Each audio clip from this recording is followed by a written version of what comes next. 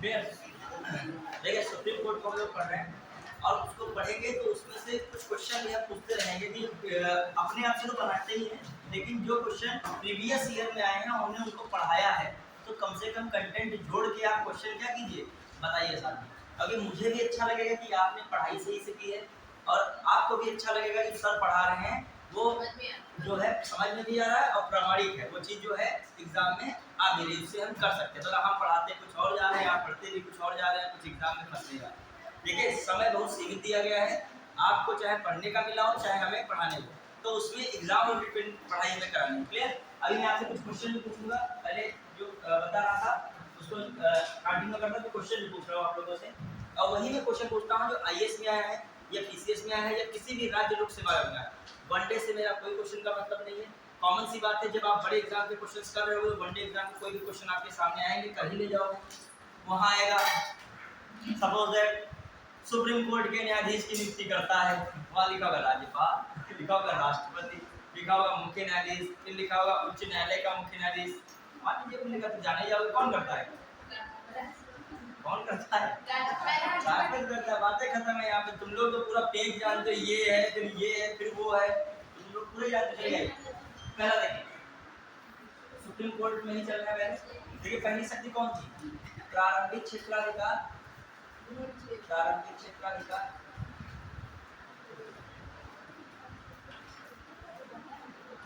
और कौन सा है, या इसे क्या कहते हैं, मूल क्षेत्राधिकार। अब इसमें क्या समझ सकते हैं,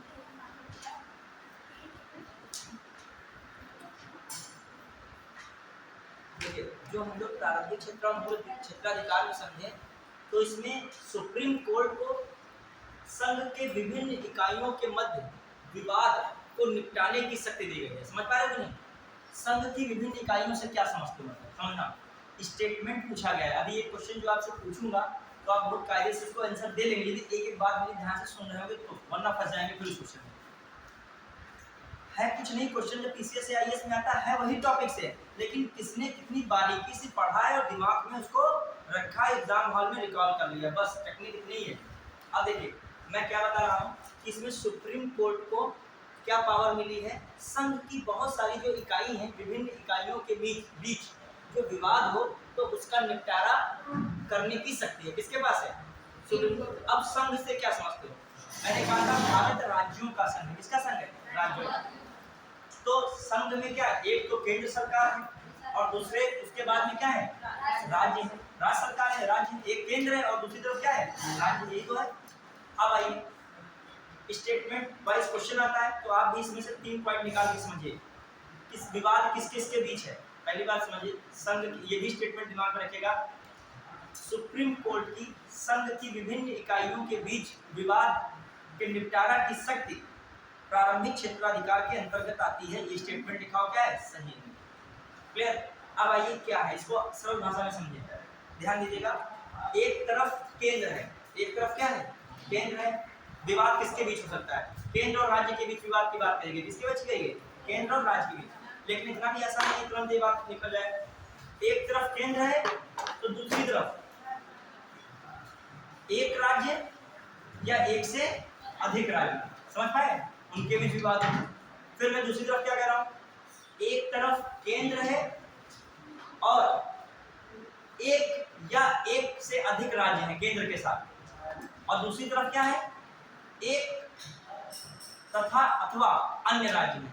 समझ पा रहे हो, मैं इसे समझा रहा हूं। देखिए इधर मैंने लिखा केंद्र है, कहीं बस संघ की इकाइयों के बीच विवाद का समाधान करने की शक्ति,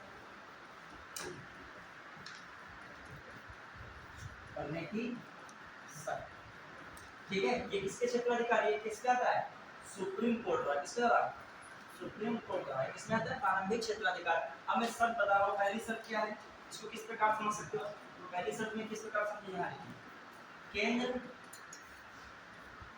और इसके बीच में तो विवाद हो सकता है, केंद्र और एक राज्य या एक से अधिक राज्यों, एक से अधिक राज्यों, केंद्र और एक या एक से अधिक राज्यों के बीच विवाद हो। ठीक है, समझ पाए कि नहीं? फिर आ जाइए दूसरी बात, केंद्र और एक या एक से अधिक राज्य, ठीक है, तथा मतलब तथा या और, तथा लिख लीजिए ऐसे, तथा एक या एक राज्य या अन्य राज्य या अन्य राज्य। समझ पाए? मतलब मैं कह रहा हूँ केंद्र है और शब्द एक हो या एक से अधिक राज्य हो, तथा एक राज्य साथ हो या क्या हो, जो इसके साथ राज्य वो छोड़ के अन्य राज्य हो सकते हैं। ठीक है, क्लियर? उनके बीच विवाद हो, या दो से अधिक राज्यों के बीच विवाद हो, दो से अधिक राज्यों के बीच विवाद, राज्यों के बीच विवाद, ठीक है, राज्यों के बीच विवाद। क्लियर? समझ पाए? मतलब दो से अधिक, केंद्र का मैटर नहीं भी हो सकता है, मतलब राज्यों के ही आपस में बीच क्या हो, विवाद हो, तब भी बात ये क्या है, सही है। क्लियर?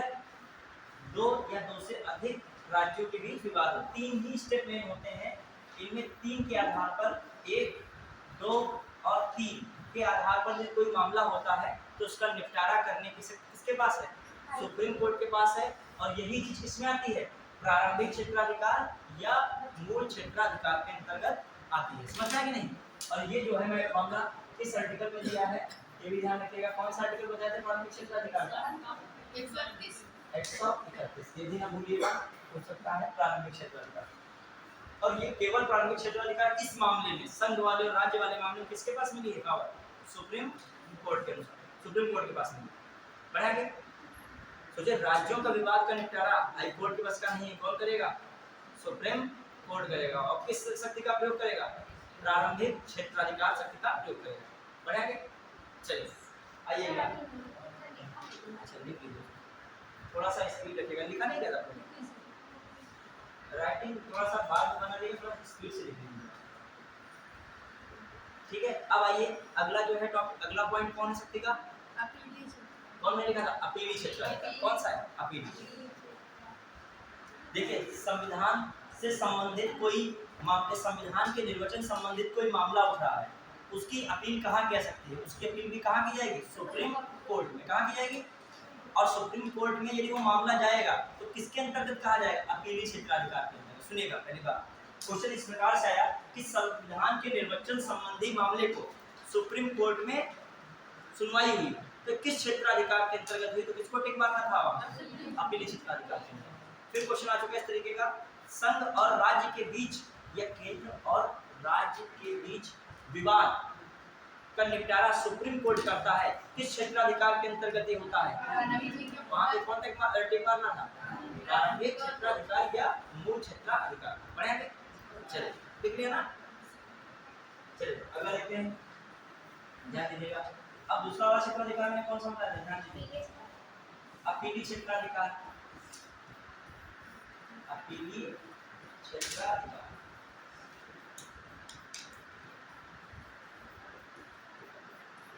अब देखो समझिए कि सुप्रीम कोर्ट से कोई निर्णय जो आपके विरुद्ध रहा हो, उससे आप सेटिस्फाई नहीं रहे, तो उस मामले को लेकर आप कहाँ अपील कर सकते हैं, सॉरी हाई कोर्ट से आप क्या रहे, कोई निर्णय आया उससे आप सेटिस्फाई नहीं रहे, उस मामले को लेकर आप कहाँ अपील कर सकते हैं, सुप्रीम कोर्ट में। कहाँ अपील कर सकते हैं, सुप्रीम कोर्ट में। यहाँ तक कि सुप्रीम कोर्ट को भारत का सबसे बड़ा जो है अपीली न्यायालय माना गया है, सबसे बड़ा और अंतिम अपीली न्यायालय किसे माना गया है, सुप्रीम कोर्ट। मतलब यहाँ आप हर प्रकार के अपील या हर न्यायालय की फाइनली अपील कहाँ हो सकती है, सुप्रीम कोर्ट में। क्लियर? अब आ जाइए हाई कोर्ट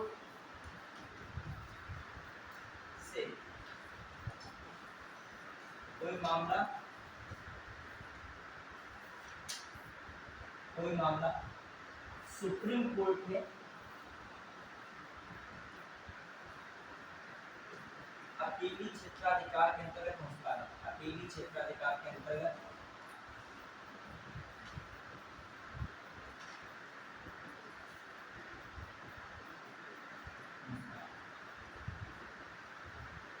सिंपल कहा जाए तो ये आर्टिकल 32 कौन है 130 कौन है 130 ना सिंपली कहा जाए कोई भी मामला जो है आपका हाई कोर्ट में सही निर्णय उससे आप सेटिस्फाई नहीं है, उस निर्णय के विरुद्ध आप कहाँ जा सकते हैं सुनवाई के लिए, सुप्रीम कोर्ट जा सकते हैं।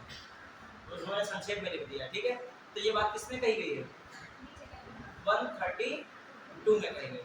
अब एक और बात आती है, अब देखिए अकेली क्षेत्राधिकार के अंतर्गत क्या आता है, एक होता है 133, इसमें जो है सिविल मामलों की जो अपील है हो जाती है, सिविल मामलों संबंधित अपील, सिविल मामलों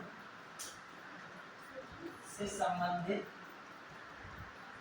अपील जो होगी तो कहाँ किस आर्टिकल में इसकी बात की गई है, सिविल मामले जो होते हैं यहाँ पर जो पैसे संबंधित ना हो, मतलब उससे क्राइम से संबंधित नहीं हो, वो मामले किसमें आते हैं सिविल मामले में। तो सिविल मामलों की अपील जब मिलान आ जाए तो वहां पे किसको टिक मिला होगा 133, क्लियर।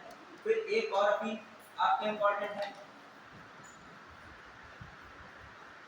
134 आपराधिक मामलों संबंधित अपील है, आपराधिक मामलों से संबंधित अपील।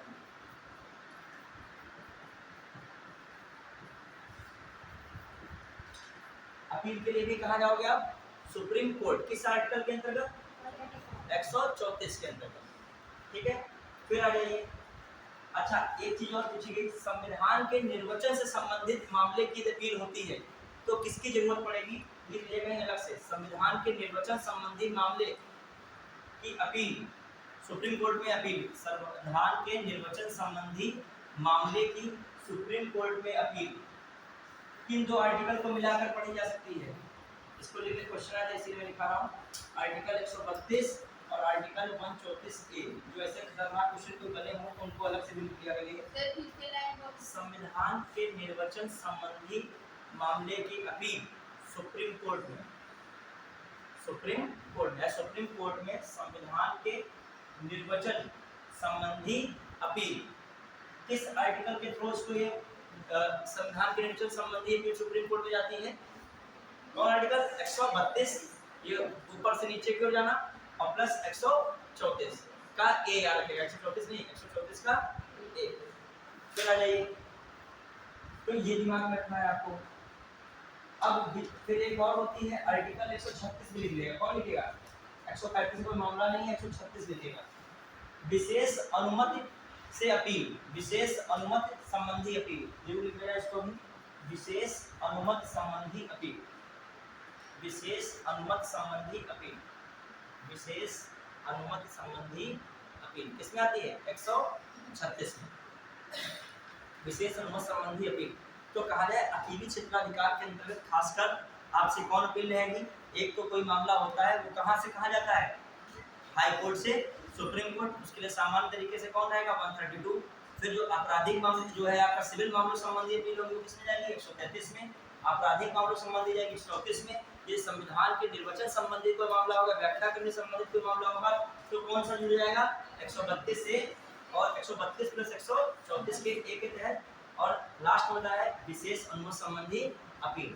पहला इनमें से अपीली क्षेत्राधिकार के अंतर्गत कौन नहीं अपील आती है तो लिख देगा, पहले लिखा कि सिविल संबंधी अपील, फिर लिखा आपराधिक संबंधी अपील, फिर लिखा विशेष अनुमति संबंधी अपील, फिर लिखा इनमें से कोई नहीं, तो कौन लगाओगे।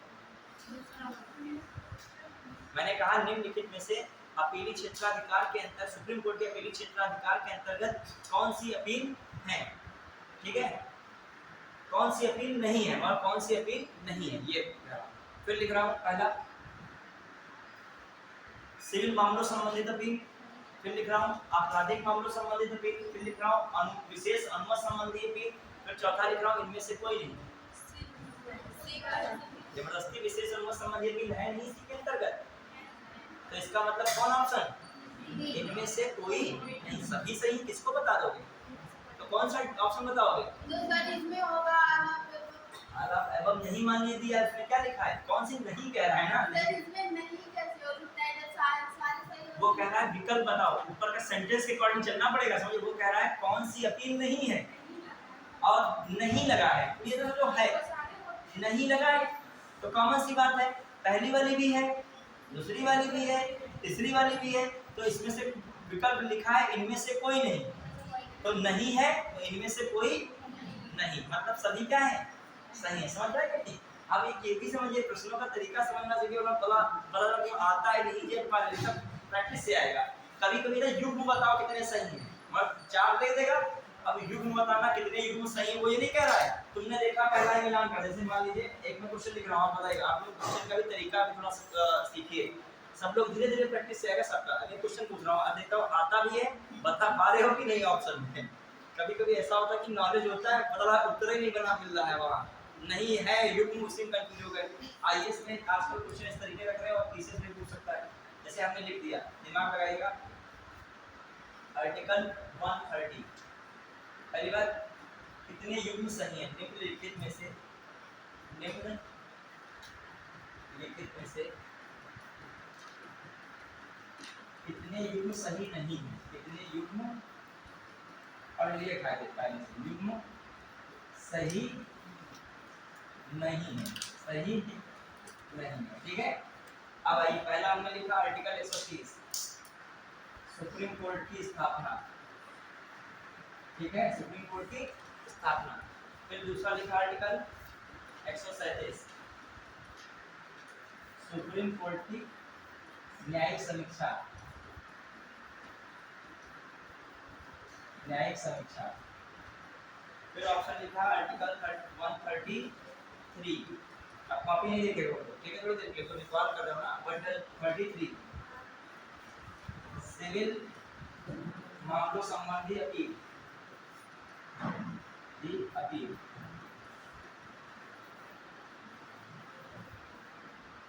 फिर लिख दिया आर्टिकल 126 मुख्य कार्यकारी न्यायाधीश की नियुक्ति, न्यायाधीश समझ जाइएगा की नियुक्ति, ये हमने लिखा, ठीक है। अब मैं यहाँ पे ऑप्शन दे रहा हूँ, केवल एक युग्म, ठीक है। फिर लिख रहा हूँ बी, केवल 2 युग्म, फिर सी 3 युग्म, फिर लिख रहा हूँ 4 युग्म, चारों युग्म। युग का मतलब है पूरा ये, ठीक है। अब बताइए इनमें से कौन सा होगा, कौन सा, पहले क्वेश्चन पढ़ा रहे हैं, निम्नलिखित में से कितने युग्म सही, पूर्ण विराम है तक पढ़ना होगा पीसीएस में, है तक नहीं पढ़ पाओगे तो आता हुआ गड़बड़ हो जाएगा। 4-5 क्वेश्चन बचा के चलना, ये गलत, हमको जरूरत नहीं है वाले पहले से जोड़ लेगा, हमको बचा लेगा तो हम 3-4 क्वेश्चन एक्स्ट्रा हो गए तुम्हारे, ठीक है। तुमसे नहीं मिस्टेक होती, हमसे भी हो जाती है, नहीं है वो है में जल्दी में, ठीक है। हाँ बताइए, हमें नहीं पता, तो अपने भरोसे पर रखो, फिर हम बाद में बताएंगे क्या है। यदि आपने पढ़ा नहीं होगा, हवा नहीं क्वेश्चन में लगेगी, क्योंकि वो ऐसे थोड़ी क्वेश्चन आते हैं जो बिल्कुल वनडे वाले मिल जाएंगे। अब आपने देखा 130 में क्या है, सुप्रीम कोर्ट की स्थापना की बात हो रही है, स्थापना का मतलब सुप्रीम कोर्ट की स्थापना कह रहा है, रुक जाइएगा इसमें, सुप्रीम कोर्ट की स्थापना, इससे क्या तात्पर्य लगा सकते हो, सुप्रीम कोर्ट की स्थापना का मतलब क्या हो रहा है, इससे मतलब निकाल रहे हो, स्थान, ठीक है। सुप्रीम कोर्ट की स्थापना, एक सेकंड समझिएगा, स्थापना कह रहा है तो इसको किसमें माने, स्थापना को स्थान में माने, या जो है स्थापना को माने आर्टिकल 124 के तहत गठन हो रहा है, किसमें इसको माने, स्थान के रूप में इसको मान रहे हैं, किसे मान रहे हैं, स्थान, ठीक है। हालांकि इसको भी करेक्शन कर सकते हो, स्थान या स्थापना या सुप्रीम कोर्ट का स्थान, ये ज्यादा सही है, कंफ्यूज ना हो, चलिए कोई बात नहीं, फिर भी स्थापना स्थान हो गया, ठीक है। आ रही है गठन 124 में कह सकते हो। क्लियर? फिर आइए 137 सुप्रीम कोर्ट की न्यायिक समीक्षा। सही है कि नहीं है? अभी मैंने बताया था 137 लिखा था, ठीक है। अब आइए ये भी सही है, ठीक है। फिर आइए 133 सिविल मामलों संबंधित, एक सेकेंड, हाँ सिविल मामलों संबंधित क्या है? अपील। ये सही है क्या? ठीक है, ये क्वेश्चन सब सही हो रहे हैं, ठीक है। इसमें कोई ये क्वेश्चन ही काट दिया जाएगा, ठीक है। इसमें स्टार बन जाएगा। क्या बन जाएगा? आईओ का स्टार आ जाता है। ठीक, इसमें क्या है? 126 में मुख्य कार्यकारी न्यायाधीश की क्या है? नियुक्ति, ठीक है। तो इसमें तो जो है बिहार के अकॉर्डिंग और ऑप्शन वाले ऑप्शन ए, ठीक है। इनमें से कोई नहीं, ठीक है। बिहार में क्या कर सकता है? इनमें से कोई नहीं, इनमें से कोई नहीं। तो बिहार में तैयार रहेगा, बिहार में जो फॉर्म भरो इसमें एक ऑप्शन जरूर रखिएगा, इनमें से कोई नहीं या एक से अधिक, या एक से अधिक। दो ऑप्शन जरूर चाहिए वाला ऑप्शन जरूर है, कोई नहीं या एक से अधिक। तो जो हमारे कोई नहीं है तो ये ना सोचो कि एक से अधिक हो रहा है, इस पे आपका भरोसा है। इनमें से कोई नहीं, कौन सा होगा? ठीक है, कौन सा ऑप्शन?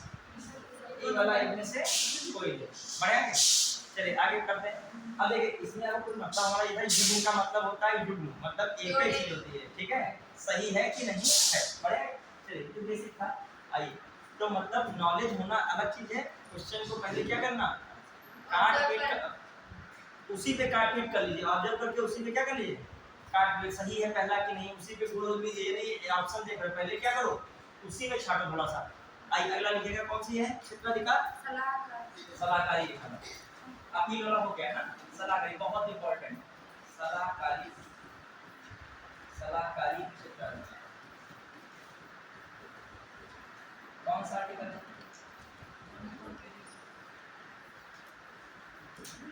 143। कभी कोई ज्यादा क्वेश्चन ट्रिकी बनाने के लिए ई ऑप्शन लगाना पड़ जाता है, ठीक है। आइए अब बताइए सलाहकारी में आप क्या समझते हो? बताइए सलाहकारी, सलाह लेते हो कि नहीं आप लेते? जैसे राष्ट्रपति से सलाह ली जाती है। तुम राष्ट्र सलाह ले सकती हो? नहीं वो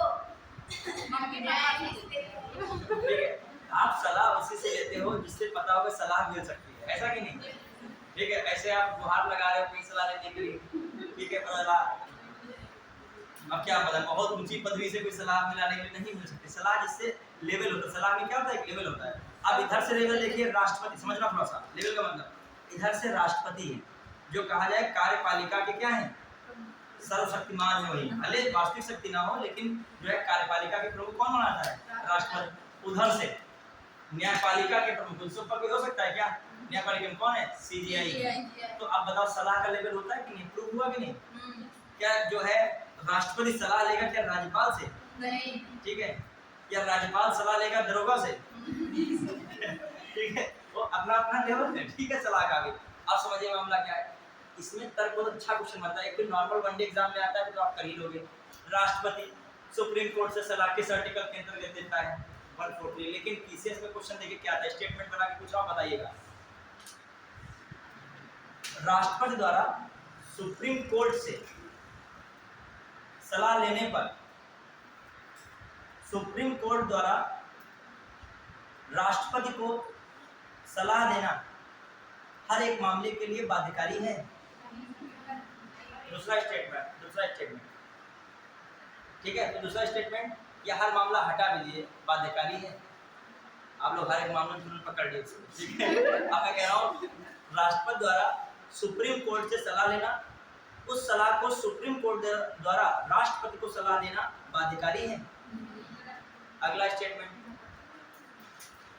कुछ विशेष मामलों में खासकर पूर्व संवैधानिक संधियां, समझौते जैसे मामलों पर सुप्रीम कोर्ट को राष्ट्रपति द्वारा ली गई जो है मांगी गई सलाह देना बाध्यकारी है। केवल एक सही, केवल दो सही, ना तो एक ना तो दो। आप तो एक सलाह की सर्टिफिकेट पर साइन लगे, बताइए। दोनों सही। अरे समझ पाए हो कि नहीं सलाह? अब पहला कोई सही है तो दूसरा बता रहा है, तो पहला वाला गलत है और दूसरा वाला क्या है? सही है। तो सही है तो समझा सकते हो कैसे सही है? ये हो सकता है दिमाग में इनके चल गया हो कि सही सही बता रही हो। कभी कोई एग्जाम हॉल में क्वेश्चन सही होता है लेकिन बता नहीं मिलता है क्या बता दिया गया है इसमें। अब देखिएगा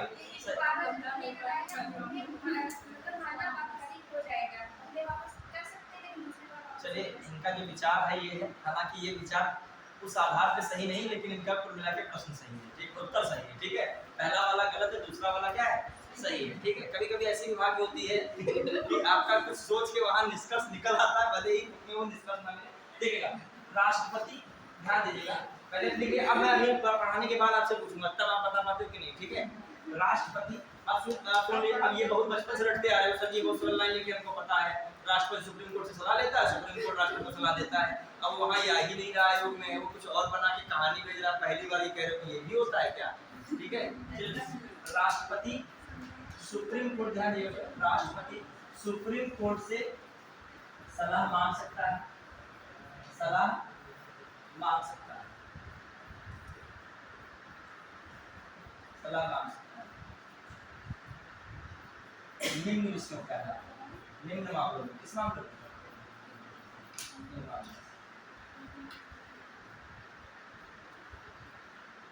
लोकहित, लोकहित का मामला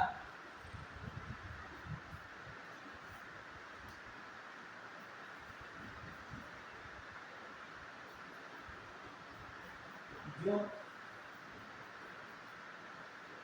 संवैधानिक विषय से संबंधित है, क्या है, संवैधानिक विषय से संबंधित, मतलब लोकहित का कोई मामला है, कॉन्स्टिट्यूशन से संबंधित नहीं होगा तो आखिर काहे डिस्टर्ब करेगा उसको, इतनी बड़ी पोस्ट वाले को। कॉन्स्टिट्यूशन की व्याख्या करने का अधिकार किसको है बताइए, क्वेश्चन आया है, राष्ट्रपति को है, सुप्रीम कोर्ट को है, हाई कोर्ट को है, प्रधानमंत्री एवं पूरी उनकी मंत्रिपरिषद को है, बताइए, सुप्रीम कोर्ट को है। तो कानून की व्याख्या करने का जब अधिकार है तो कानून संबंधित कोई मामला होगा लोकहित का, तो कौन किससे मांगेगा राष्ट्र सलाह, सुप्रीम कोर्ट से मांगेगा। अब दूसरी वाली बात आ रही है, पूर्व संधि, पूर्व संधि कामा पूर्व संवैधानिक, संवैधानिक संधि, समझौते आदि इत्यादि मामलों में, इत्यादि मामलों में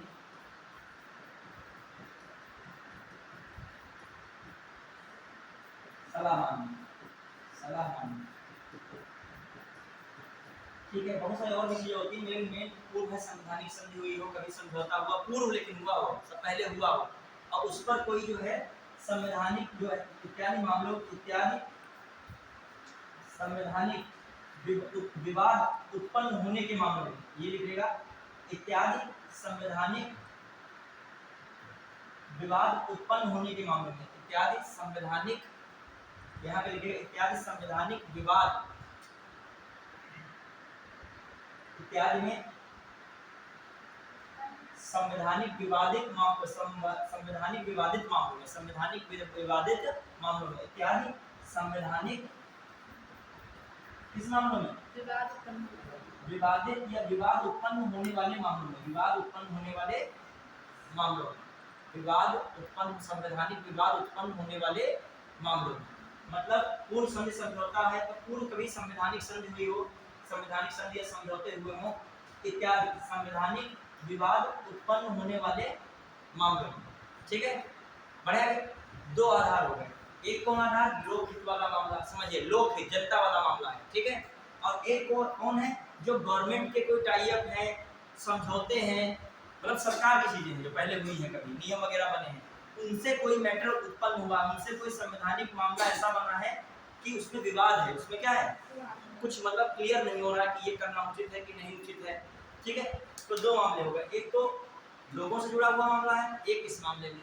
तब देखिएगा जो इस वाले मामले में सुप्रीम कोर्ट सलाह देने के लिए बाध्यकारी नहीं है, सुप्रीम कोर्ट सलाह देने के लिए बाध्यकारी नहीं है, लेकिन इस मामले में सुप्रीम कोर्ट सलाह देने के लिए क्या है, बाध्यकारी। सुप्रीम कोर्ट किसके लिए बाध्यकारी है, इस मामले में जो राष्ट्रपति सलाह देता है तो सुप्रीम कोर्ट को सलाह देनी ही पड़ेगी। समझ पाए? तो अब इससे क्या निष्कर्ष निकल रहा है कि राष्ट्रपति द्वारा सुप्रीम कोर्ट से सलाह लेने पर सुप्रीम कोर्ट द्वारा राष्ट्रपति को सलाह देना उसके लिए बाध्यकारी होता है। सही है क्या? अब इसने मामले की तो बात कही नहीं, तो इसमें इसका मतलब ये भी मामला आ सकता है और ये भी मामला आ सकता है, तो क्या हो सकता है? गलत हो सकता है। साथ में सेंटेंस क्या हो सकता है? जो रियल में देखा जाए, या कह दे कुछ मामलों में सुप्रीम कोर्ट को राष्ट्रपति द्वारा मांगी गई सलाह देना बाध्यकारी है। ये बात क्या है? सही है। कुछ मामलों में, किस मामले में? मान लीजिए कुछ मामलों में कौन मामला आ रहा है? ये वाले आ रहे हैं, तो इसमें सलाह देना किसके लिए बाध्यकारी है? राष्ट्रपति। सुप्रीम कोर्ट को उसको सलाह देना बाध्यकारी है? राष्ट्रपति। ये क्वेश्चन एक आएगा, जब आपके सामने इस चीज को समझोगे आसानी से कर लोगे। अब इस चीज को लिख लीजिएगा। अब देखिए लिखिएगा पहले वाले मामले, ये वाला नंबर, ये नंबर 1, ये नंबर 1, ये नंबर 2। देखिएगा पहले वाले मामले के अनुसार सुप्रीम कोर्ट को सलाह देना बाध्यकारी नहीं है। पहले वाले मामले के अनुसार सुप्रीम कोर्ट को सलाह देना, सुप्रीम कोर्ट द्वारा सलाह देना, पहले वाले मामले के अनुसार सुप्रीम कोर्ट को राष्ट्रपति, सुप्रीम कोर्ट द्वारा राष्ट्रपति को सलाह देना बाध्यकारी नहीं है। पहले वाले मामले के अनुसार सुप्रीम कोर्ट का सलाह देना बाध्यकारी नहीं। सुप्रीम कोर्ट का सलाह देना बाध्यकारी नहीं, सुप्रीम कोर्ट का सलाह देना बाध्यकारी नहीं है। बड़े अगला मामला, दूसरे वाले मामले के अनुसार, दूसरे वाले मामलों में क्या है? सुप्रीम कोर्ट का सलाह देना बाध्यकारी है। तो ये नहीं कह सकते हो कि हर एक मामलों में सुप्रीम कोर्ट जो है सलाह को मांगने पर देगा ही देगा। समझ पाए कि नहीं? तो सुप्रीम कोर्ट कितनी बड़ी पावर है कि राष्ट्रपति को सलाह सोचो मांगता है कुछ मामले में, क्या करता है कि हमारे पास टाइम नहीं है, हम नहीं दे पाएंगे, और क्या बिजी है, हम नहीं दे पाएंगे, क्योंकि इस मामले में सलाह के लिए वो बाध्यकारी नहीं है। हाँ, कोई ऐसा मैटर फंसा है जो जानता है कि सरकार और सब मिलके इसको मतलब सब लोग सॉल्व नहीं कर पाएंगे, तो किसके सॉल्व करने की जरूरत है? अभी को है, तो किस मामले में बाध्यकारी है? कहेंगे बार बार राष्ट्रपति डिस्टर्ब करेंगे, कहीं फिर सलाह दें, फिर सलाह दें, तो इसीलिए क्या कर दो, इस मामले को सॉल्व कौन कर सकता है? Supreme court. क्लियर? पढ़े तो याद रखेगा। अब आइए, अच्छा एक और लिखेगा, सुप्रीम कोर्ट द्वारा दी गई सलाह, सुप्रीम कोर्ट द्वारा दी गई सलाह, सुप्रीम कोर्ट द्वारा दी गई सलाह को राष्ट्रपति मानने के लिए बाध्यकारी नहीं है। फिर समझ रहे हो? सुप्रीम कोर्ट द्वारा दी गई सलाह को राष्ट्रपति मानने के लिए बाध्यकारी नहीं है। अभी प्रैक्टिकली बता दें, सुप्रीम कोर्ट द्वारा दी गई सलाह को राष्ट्रपति मानने के लिए बाध्यकारी नहीं। लिख पाए कि नहीं? पहले लिख लिया, लिखा है बहुत जरूरी है। मान लीजिए हम राष्ट्रपति हैं, इनको हम सुप्रीम कोर्ट का न्यायाधीश बना दे रहे हैं, क्या मतलब ये आपके सुप्रीम कोर्ट के न्यायाधीश बने, ठीक है? सपोज दैट लगा दिया है इसलिए, ठीक है? वरना तुम लोगों पर कोई कार्रवाई भी हो सकती है, ठीक है? हाँ, अब सुनिएगा, अब हम सलाह ले रहे हैं, सपोज दैट कोई सलाह लिया, अब इन सलाह लिया तो इनकी पहली कंडीशन क्या है? लोकहित के मामले में सलाह देने के लिए क्या है? ये बाध्यकारी नहीं है, नहीं है। हाँ, लेकिन समझना कि कोई मामला ये वाला दूसरे वाले मामला है, उसमें सलाह हम मांग रहे हैं, देने के लिए बाध्यकारी है। कुल मिला के उधर से सलाह आ गई, सपोज उधर से कोई एडवाइस आ गई, अब राष्ट्रपति क्या करेंगे? अब राष्ट्रपति एक मामला कोई भी हो, सलाह को माने या ना माने, उस सलाह को मान सकते हैं या नहीं। अब आप ही सोचिए, जैसे कहा आपने किसी से कोई बात कही कि ये भैया किया जाए कि नहीं किया जाए, उसने कहा, आपने कहा ये रंग की शर्ट सही लगती है कि ये रंग की शर्ट सही लगती है, सपोज है मतलब बहुत नॉर्मल चीज में, तो उसने कहा ये काले रंग की शर्ट सही लगती है, सपोज है, और आपने बस केवल ऐसे पूछा था उससे, ठीक है? आपको पता ना हरे रंग की शर्ट अच्छी लग रही है मन में, ठीक है? आप बताओ, आप उसकी सलाह को मानने के लिए बाध्यकारी है क्या?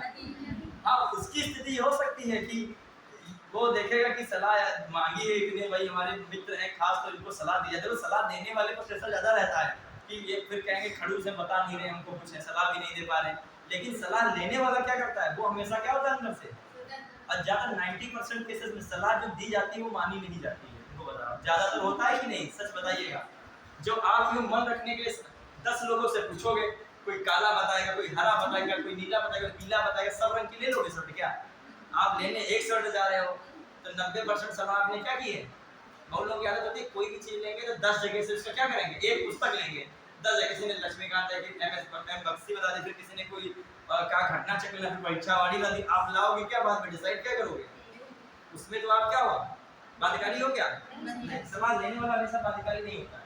चलिए आइए अगली बात। लेकिन जो दूसरी वाली स्थिति में बाध्यकारी होना चाहिए जो हम मान लीजिए अब क्या आप बताएं, कोई तो हम प्रैक्टिकली बताते थे। मान लीजिए किसी से आपने सलाह लिया है और वो बहुत डेंजर आदमी है तो आप क्या अधिकारी हो कि नहीं? आप जान नहीं पाए, ले ली सलाह उससे, चलिए अब वो नहीं मानोगे तो फिर मामला गड़बड़ हो जाएगा। चलिए अब मामला देखिए, सलाहकारी वाला हो गया, अकीली हो गया, अब कौन सा है ये देखिएगा। अब कौन सा बचा आपका? अब ये बहुत इंपॉर्टेंट दो बातें बहुत आती हैं यहाँ से, अभिलेख ही न्याय। अभिलेख न्याय देखिएगा, अभिलेख न्याय, अभिलेख न्याय देखिएगा। इसमें आर्टिकल बताइए कौन सा है? आर्टिकल 129। अब देखो अभिलेख न्याय में, देखिए अभिलेख न्याय में दो क्वेश्चन आता है। एक पहला सेंटेंस है तभी अभिलेख न्याय से जुड़ा है, दूसरा सेंटेंस है तभी अभिलेख न्याय से। पहला क्या सेंटेंस होता है? जो सुप्रीम कोर्ट के निर्णय होते हैं वो एक साक्ष्य के रूप में रखे जाते हैं। समझना, सुप्रीम कोर्ट के निर्णय है या आदेश है वो किसके रूप में होते हैं? एक साक्ष्य के रूप में प्रमाणित होते हैं। उनसे किसी भी न्यायालय में चुनौती नहीं दी जा सकती, उससे किसी भी न्यायालय में चुनौती नहीं दी जा सकती। ये जो लाइन है पूछा जाए किसके अंतर्गत आता है तो क्या लगाओगे? अभिलेख न्यायालय या अभिलेखी क्षेत्राधिकार के अंतर्गत आता है। किसमें आएगा? अभिलेख न्यायालय। अभी यहीं पर सुप्रीम कोर्ट किस न्यायालय के रूप में कार्य कर रहा है? अभिलेख न्यायालय के रूप में। पहली बात मैंने क्या बोली? सुप्रीम कोर्ट के जो निर्णय है, आदेश हैं, वो क्या होते हैं? प्रमाणिक साक्ष्य के तौर पर रखे जाते हैं। उसे किसी भी न्यायालय में चुनौती नहीं दी जा सकती कि इस न्यायालय के विरुद्ध कोई बात है। अब साक्ष्य के क्यों बोल रहा हूँ? जैसे मान लीजिए कोई मैटर उठता है सुप्रीम कोर्ट में, तो हमेशा देखा होगा सुप्रीम कोर्ट कहेंगे कि केशवानंद भारती केस 1973 के अनुसार जो ये संविधान का मूल ढांचा है या नहीं है। अभी मूल ढांचे के बाद संविधान की कहाँ बात आई थी?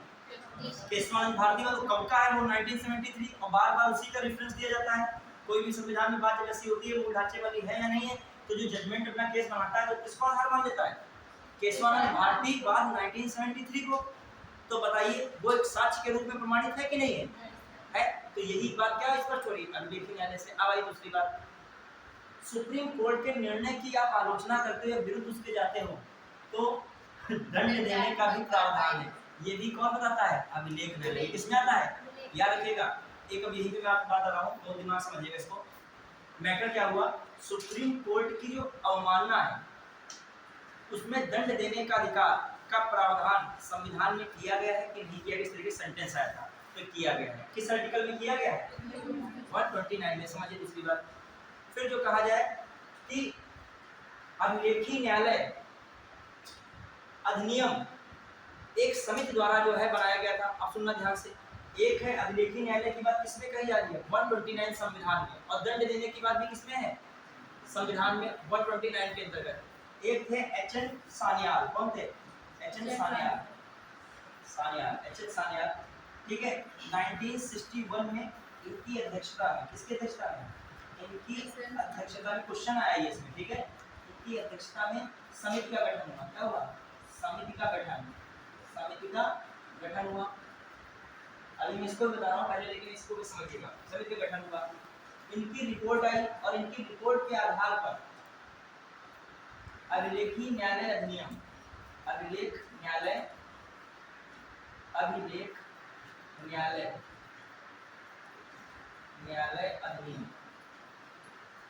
1971, अभिलेख न्यायालय अधिनियम 1971 पारित किया गया। क्या है? किसके द्वारा पारित किया गया? ये कोई भी कानून होता है किसके द्वारा पारित होता है? संसद द्वारा। और इस अभिलेखी न्यायालय में बताया गया कि अभिलेखी न्यायालय के अंतर्गत अवमानना होगी। सिविल अवमानना छोड़ दी गई, सिविल अवमानना, और कौन सी दूसरी? आपराधिक अवमानना। आपराधिक किस तरीके से आप विरोध कर रहे हो, सिविल वाले में किसमें माना जाएगा? आपराधिक अवमानना, ठीक है। तो बात ये आ रही है यहाँ पे, अब जो क्वेश्चन आ जाए कि सिविल अवमानना तथा आपराधिक अवमानना ये भी अभिलेखी न्यायालय के अंतर्गत संवैधानिक प्रावधान है। ये संवैधानिक प्रावधान है क्या? जो कोई अधिनियम से चीज आए, संविधान किसी आर्टिकल में न लिखे तो संवैधानिक प्रावधान नहीं होता है। लेकिन दंड देना क्या संवैधानिक प्रावधान है? वो दंड देना क्या है अभिलेखीय न्यायालय का? संवैधानिक प्रावधान है। अभी बता रहे, पहले इसको लिखो तब मैं बताऊंगा। इसको भी लिख लीजिएगा, कहीं इसको भी लिखे, क्वेश्चन आया है। कौन है? एच.एन. सान्याल, हिंदी में लिख लो। एच.एन. सान्याल कौन है? एच.एन. सान्याल। अपडेट रहना बहुत जरूरी है, चीजें पहले नहीं पूछी जा रही थी सान्याल, अब यही सब चीजें घुमा के अभिलेख न्यायालय पूछ ही रहा, लेकिन कौन सी समिति पूछ ली है? कहीं ये ना पूछ ले अभिलेख न्यायालय संबंधी समिति का गठन कब किया गया? 1961। इसने अपनी रिपोर्ट दी, इसी रिपोर्ट के आधार पर अभिलेख न्यायालय अधिनियम कब आया? 1971 में। उस अभिलेख न्यायालय अधिनियम के अंतर्गत क्या माना गया? एक सिविल अवमानना बताई गई, एक कौन बताई गई? आपराधिक अवमानना। समझ? इतना पहले लिख लो, फिर हम आगे बढ़े। सब देख लीजिए, थोड़ा सा हम जल्दी लिखते हैं तो घसीटा मार रखनी होती है। एच.एन.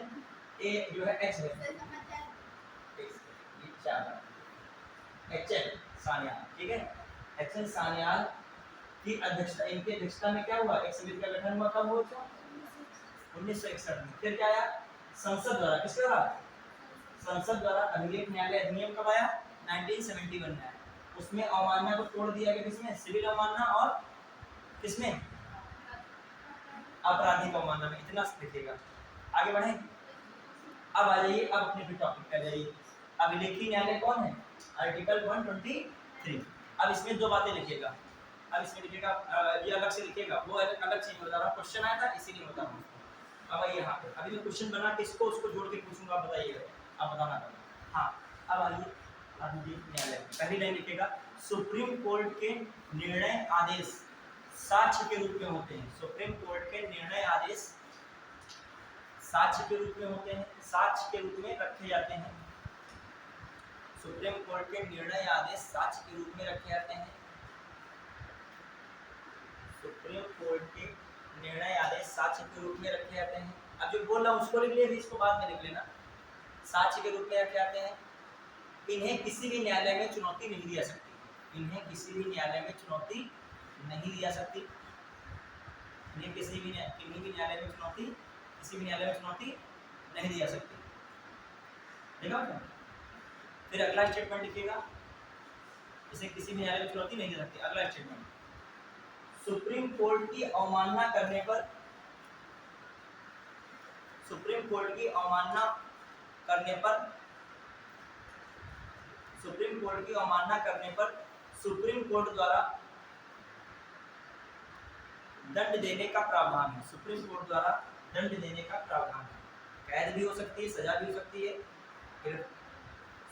और जुर्माना भी हो सकता है। लिखता है कि नहीं? किसी का छोटा तो नहीं? सुप्रीम कोर्ट की अवमानना करने पर सुप्रीम कोर्ट द्वारा दंड देने का प्रावधान है। क्लियर? समझ पाए? अब आइए, ये दो बात याद रखिएगा, किसके अंतर्गत आती हैं? अभिलेखीय न्यायालय। अभिलेखीय न्यायालय किसमें है? 129 में। अब मैं स्टेटमेंट से आपसे पूछ रहा हूँ, क्वेश्चन बना के देखो, जिसको नहीं लिखा देख के लिख लेगा। अब मैं स्टेटमेंट बना के पूछ रहा हूँ, संविधान में अभिलेखीय न्यायालय के अंतर्गत सिविल अवमानना एवं आपराधिक अवमानना का वर्णन किया गया है। पहला स्टेटमेंट। फिर अभिलेखीय न्यायालय के अंतर्गत सुप्रीम कोर्ट का कोई भी निर्णय साक्ष्य के रूप में रहता है, जिसे किसी भी न्यायालय में चुनौती नहीं दी जा सकती। अब बताइए, केवल एक सही, केवल दो सही, एक और दोनों सही, ना तो एक ना तो दो। हाँ, वो बता रही, क्या बता रही आप? दूसरा वाला सही, पहला वाला सही नहीं। देखिए, उन्होंने समझ लिया इस बात को। मैं बता रहा हूँ, संविधान में अभिलेखीय न्यायालय के अंतर्गत सिविल अवमानना, आपराधिक अवमानना का वर्णन है। ये संविधान में आए। ये संविधान अलग चीज है। संविधान क्या है? आर्टिकल 29। और ये तो एक कानून है। क्या है ये? क्या है? क्या है? एक कानून है। उसकी रिपोर्ट पे बना क्या है? कानून। ये चीज किसमें आई है? आर्टिकल में नहीं आई है। किसमें आई है? ये अधिनियम के द्वारा आई है। तो समझ पाए कि नहीं? तो पहली वाली बात क्या हो गई? मैंने वर्ड गलत बोल दिया। वहाँ वर्ड मैंने क्या बोला? संविधान। और यही ऐसा क्वेश्चन आया है पीसीएस में। समझ लो कि नहीं? बच्चे जाने नहीं पाए कि ये क्या हो सकता है, क्या नहीं है।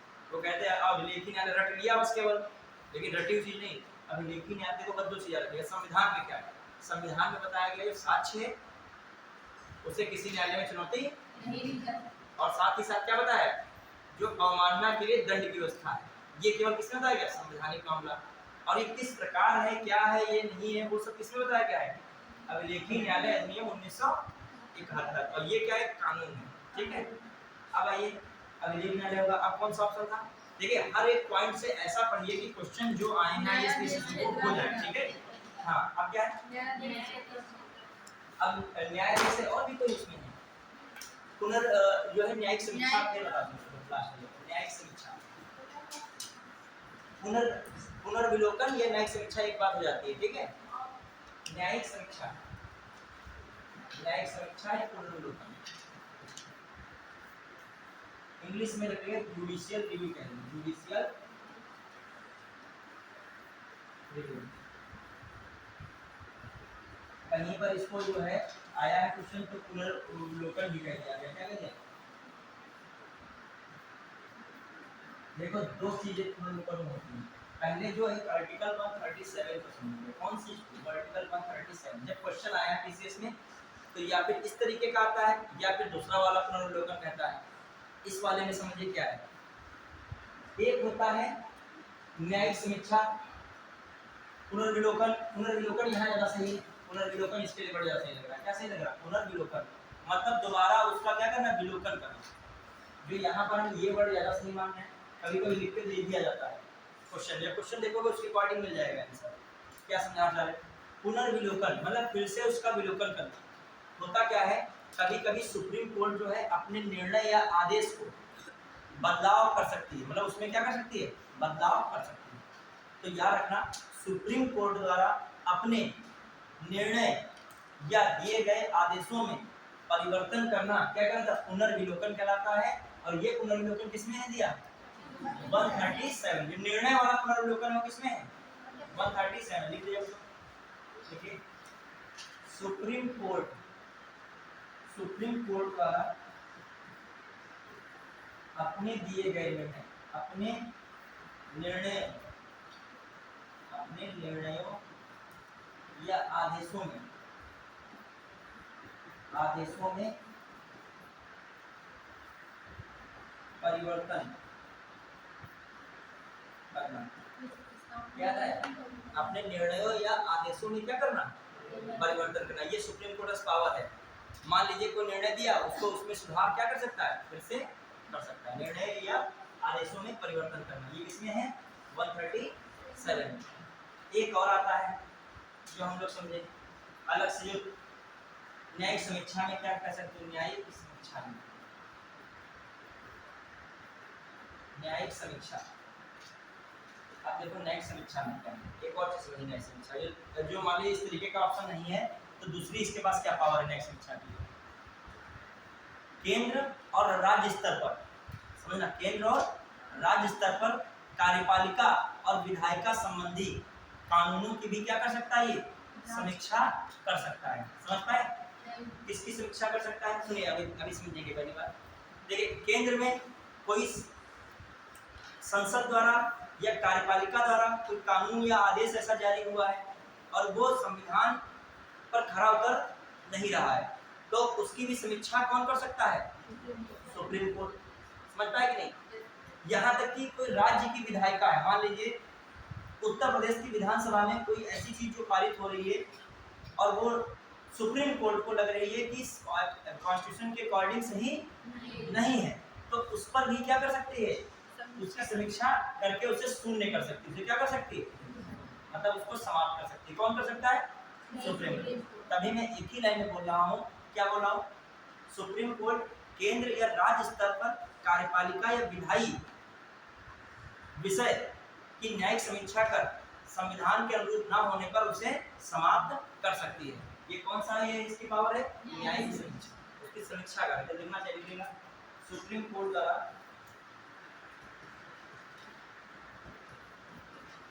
केंद्र तथा राज्य स्तर पर सुप्रीम कोर्ट द्वारा केंद्र तथा राज्य स्तर पर कार्यपालिका एवं विधायिका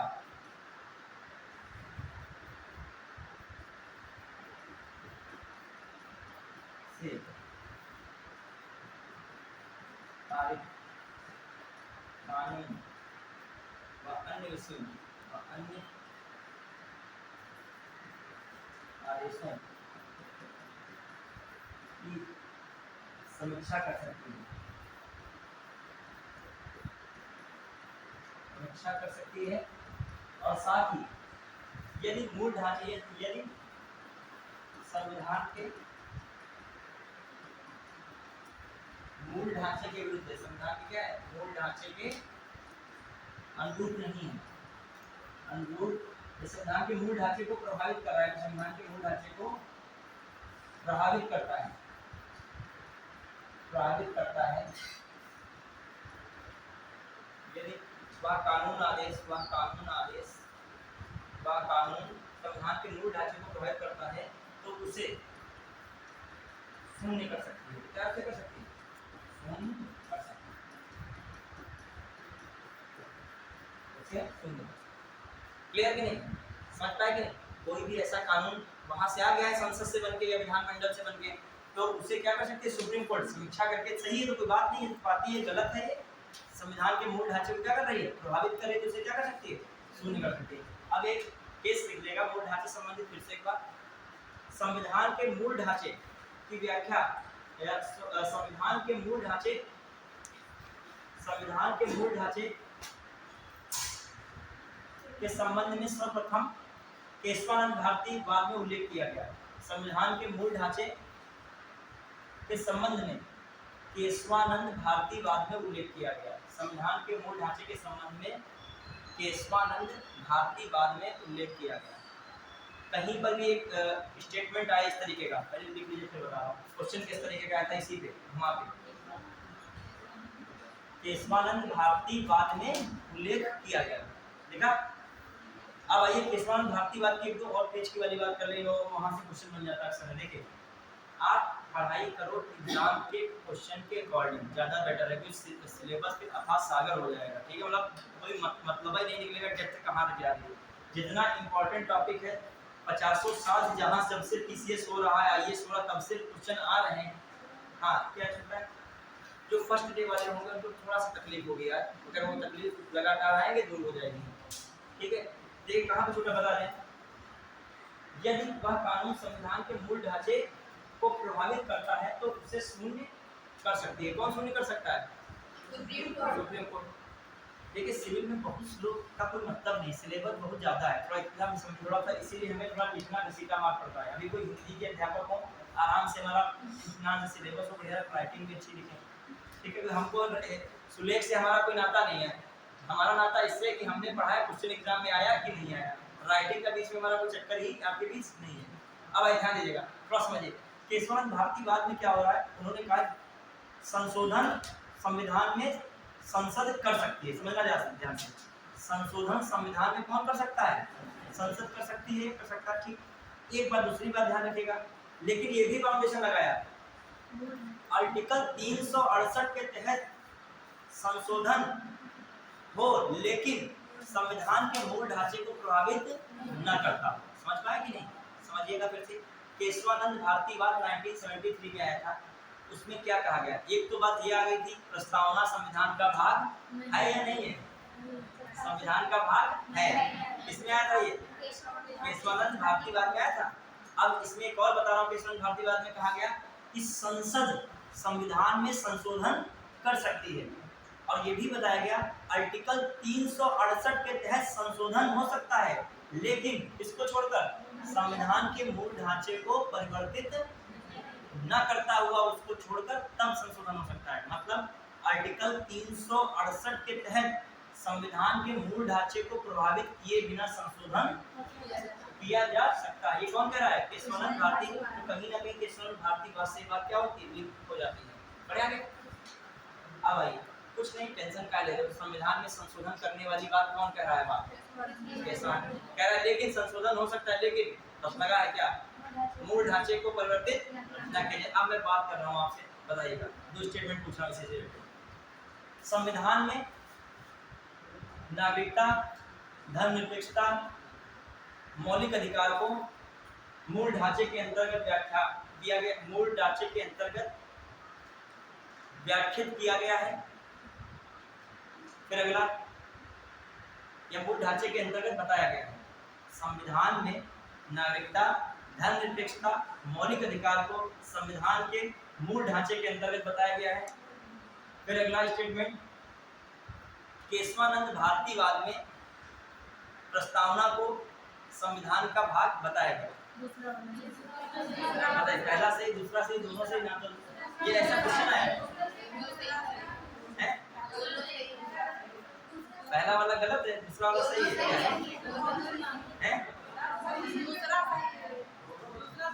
देखो तुम लोग जो हम चाहते हैं धीरे धीरे आ रहा है, ग्रोथ हो रही है। देखिए एक मिनट, आप कोई बात नहीं, कोई दूसरा लड़ाई करना नहीं है, ठीक है? ठीक है, सहयोग की भावना रखिए। अभी कोई जहाँ तो है नहीं कि वो एक पोस्ट दी गई उसी को लेना है, तो सहयोग की भावना अपने आप पनप जाएगी। अभी मान लीजिए यहाँ कोई एक सेब रखा जाए, कहा इसको जो है एक ही व्यक्ति खा सकता है, इसके लिए आपको परीक्षा से गुजरना पड़ेगा, तो आप परीक्षा से गुजरोगे।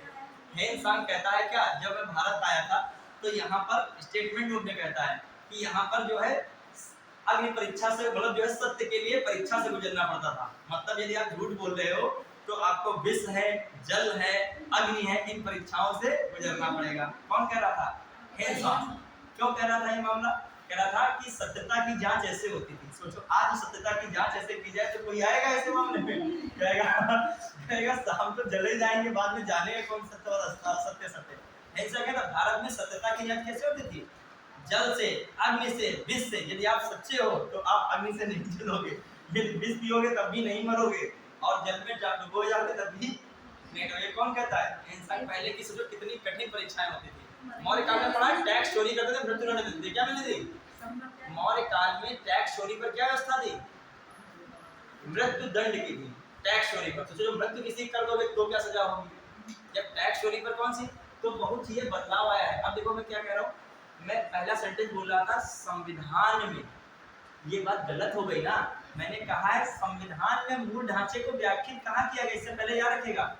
कहीं पर एक बात और सुनिए, मूल ढांचे की बात संविधान में कहीं पर भी नहीं की गई है। मूल ढांचा आखिर है क्या? देखिए संविधान में बड़ा थोड़ा सा अलग है मामला, यही क्वेश्चन बन जाता है। संविधान में अल्पसंख्यक की परिभाषा नहीं दी गई। याद रखिएगा, क्वेश्चन स्टेटमेंट है उसमें अल्पसंख्यक की परिभाषा बताई गई, नहीं दी गई। अल्पसंख्यक के बारे में बताया गया है, अल्पसंख्यक की परिभाषा ये बताया गया है कि जो है अल्पसंख्यकों के हितों का संरक्षण किया जाएगा। किसमें बोला गया है? आर्टिकल किसमें बोला गया है? 30 में। याद है कि नहीं? 29 और 30 किससे जुड़े हुए हैं? अल्पसंख्यकों से। ये बताया गया है अपने जो है शिक्षण संस्थान इत्यादि खोल सकते हैं, वो 30 में बताया गया। 29 में हितों के संरक्षण की बात है। देखिए अल्पसंख्यक के हितों की संरक्षण, अल्पसंख्यक संस्थाओं का संचालन कर सकते हैं, ये तो आर्टिकल बताया गया। लेकिन ये नहीं बताया गया अल्पसंख्यक कौन है, आखिर कितनी संख्या होनी चाहिए वो अल्पसंख्यक हो जाएंगे। ये संविधान यहाँ पर क्या है? शांत है। तो ये वाली बात क्या हो गई? स्टेटमेंट एक स्टूडेंट मुझसे ग्रुप पे मतलब व्हाट्सएप पे भेजा था कि पहला स्टेटमेंट था, आप लोगों ने शेयर रिसर्च किया था कि पूछा गया था, पहला स्टेटमेंट लिखा था उसमें अल्पसंख्यक को संविधान में परिभाषित किया गया। अगला स्टेटमेंट दिया था अल्पसंख्यक आयोग एक संवैधानिक आयोग है, ये था। तो पहला वाला सेंटेंस सही है और दूसरा वाला सेंटेंस क्या है? गलत है, क्योंकि अल्पसंख्यक आयोग अधिनियम 1992 के तहत अल्पसंख्यक आयोग बनाया गया, और जो अधिनियम से बनाए जाते हैं वो कभी संवैधानिक बॉडी नहीं होते, कॉन्स्टिट्यूशनल बॉडी नहीं होते। पहला सही, दूसरा वाला क्या था? गलत था। अब मैं कह रहा हूँ ये संविधान में कुछ बातें ऐसी हैं जो बताई गई हैं लेकिन उनकी परिभाषा नहीं दी गई। देखिए एक बात ये थी, मैंने कहा था राष्ट्रपति का आधार हटाने का क्या है? संविधान का उल्लंघन। लेकिन स्टेटमेंट आ जाए संविधान के उल्लंघन को संविधान में परिभाषित किया गया, ये नहीं। स्टेटमेंट क्या लगा हो? ये बहुत बार पूछे गए ऐसे क्वेश्चन जो नहीं वाले हैं। बच्चों को लगता है कि संविधान का उल्लंघन है तो कोई और परिभाषा कौन देगा? देगा तो संविधान ही। लेकिन संविधान में इतना टाइम नहीं है कि परिभाषा खुद समझे इसकी, ठीक है? अब वो परिभाषा कौन समझाएगा? Supreme court समझाएगा। किस पे छोड़ देता है काम? कहता टाइम टाइम पर सुप्रीम कोर्ट इसकी परिभाषा देता रहेगा। टाइम टाइम पर मूल ढांचा कौन बताता रहेगा? संविधान नहीं, कौन बताएगा? Supreme court. तो हमने स्टेटमेंट में ये बात कही थी, संविधान में ये नागरिकता, धर्मनिरपेक्ष, मौलिक अधिकार को मूल ढांचे में बताया गया। संविधान में कहीं भी कुछ बताया ही नहीं गया कौन मूल ढांचे में है कौन नहीं। कौन बताएगा? ये सुप्रीम कोर्ट बताएगा, है या ये कोई मामला उठेगा तब उसके पास जाएगा, तब व्याख्या करेगा कि ये है कि नहीं है। सामान्यता मानते हैं हम लोग, क्या ये मूल ढांचे के अंतर्गत है। क्लियर। चलिए ये कौन सा, अब देखो अल्पसंख्यक की परिभाषा नहीं दी गई है, संविधानिक का उल्लंघन है जो राष्ट्रपति का आधार है उसकी भी परिभाषा नहीं दी गई। फिर अभी मैंने पढ़ा था राष्ट्र जो मुख्य न्यायाधीश को किसके आधार पर बना सकते हो, कदाचार और असमर्थता के आधार पे, वो भी उसकी परिभाषा क्या है ये उसकी परिभाषा नहीं दी गई, और मूल ढांचे की भी परिभाषा नहीं दी गई। शॉर्ट नोट्स में कॉपी में इन 4 पॉइंट लिख लीजिए इनकी परिभाषा, लेकिन बाद में काम आते कंफ्यूजन जब हो जाता है तो दिमाग में नहीं चलता है कौन सा था कौन नहीं। अब आइए अगला पॉइंट कौन है, ये बहुत चीजें बोलता हूँ तो कुछ शॉर्ट नोट बना लिया, जैसे मैंने बोला अल्पसंख्यक, एक वर्ड लिख लेते हैं अल्पसंख्यक है, मूल ढांचा है, ठीक है। ये क्वेश्चन आए हैं 4-5 बार, इसीलिए मैं देखा हूँ उसको समझा तो बता रहा हूँ आपको। और फिर ये कौन है आपका संविधान का उल्लंघन, किसके विषय में इसका प्रयोग किया जाता है, किसके विषय में। और फिर संवैधानिक, एक वर्ड क्या रखिएगा, संवैधानिक कदाचार, या जैसे संविधान का सिद्ध कदाचार है, ये कदाचार हुआ असमर्थता, संविधान बढ़ा दिया असमर्थता। ये जो है किसके किसका आधार हटाने का, जजेस ऑफ कौन है, सुप्रीम कोर्ट। और ये किसका आधार है, संविधान का उल्लंघन हटाने का, प्रेसिडेंट। इनका जो है परिभाषा संबंधी उल्लेख संविधान में नहीं है, परिभाषा संबंधी उल्लेख संविधान में नहीं।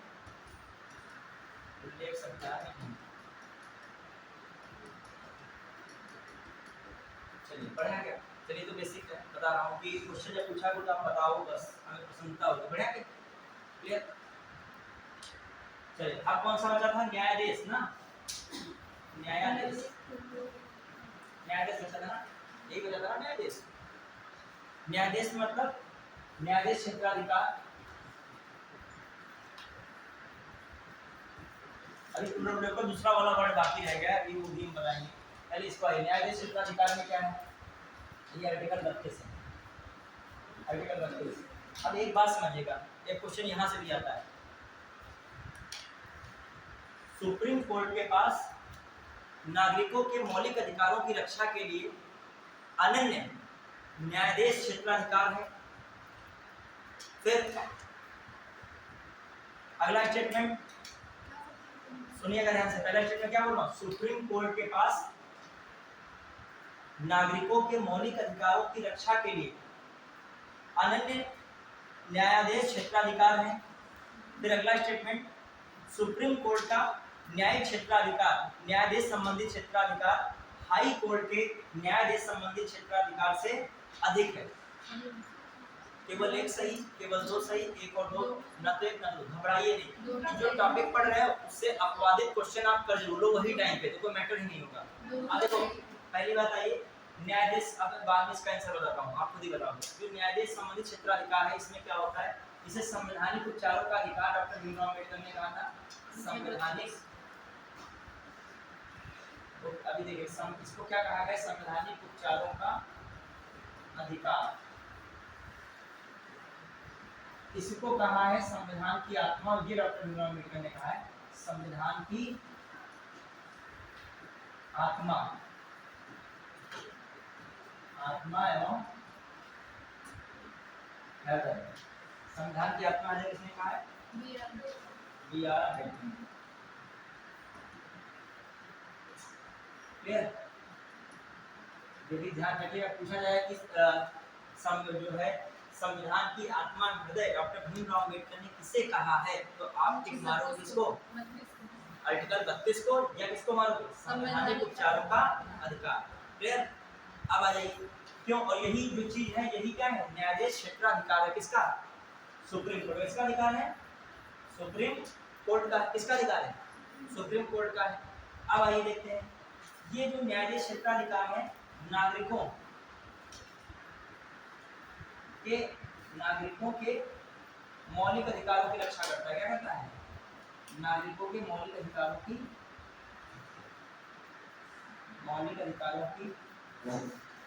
रक्षा करता है।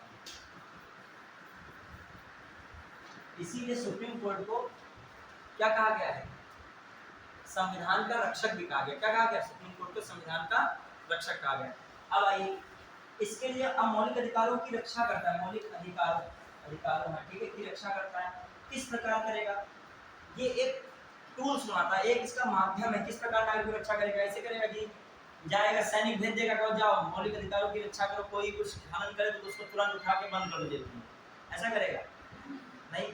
कोई प्रक्रिया अपनाई जाएगी। क्या अपनाई जाएगी, प्रक्रिया क्या अपनाई जाएगी, देखिए इसके लिए ये रिट जारी करता है। क्या जारी करता है, रिट जारी करता है,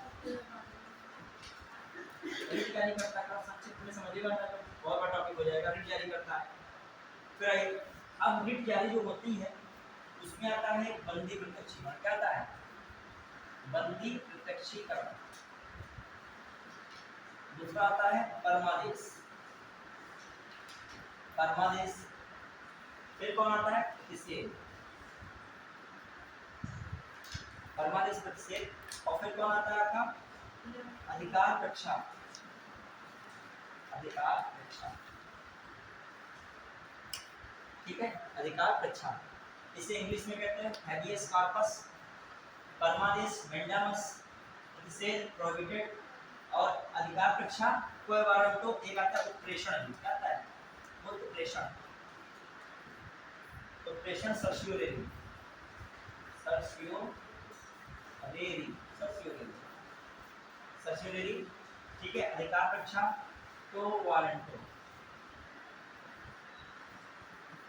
और प्रतिषेध प्रोहिबिटेड, और परमादेश मैंडामस, और बंदी प्रत्यक्षीकरण है हैबियस कॉर्पस, हैबियस कॉर्पस, ठीक है। तो देखिए भले इंग्लिश वर्ड इंग्लिश में लिखो, ये कभी कभी वर्ड इंग्लिश में हिंदी लिखे, मतलब यही इंग्लिश वर्ड किसमें आते हैं, हिंदी। थोड़ा दिमाग में रखेगा, हैबियस कॉर्पस हिंदी में वर्ड आ जाए तो घबराइएगा नहीं, किसकी बात कर रहा है, बंदी प्रत्यक्षीकरण की। देखो ये क्या है, नागरिकों की व्यक्तिगत स्वतंत्रता संबंधित है, व्यक्तिगत स्वतंत्रता संबंधित, व्यक्तिगत स्वतंत्रता संबंधित, इससे संबंधित है व्यक्तिगत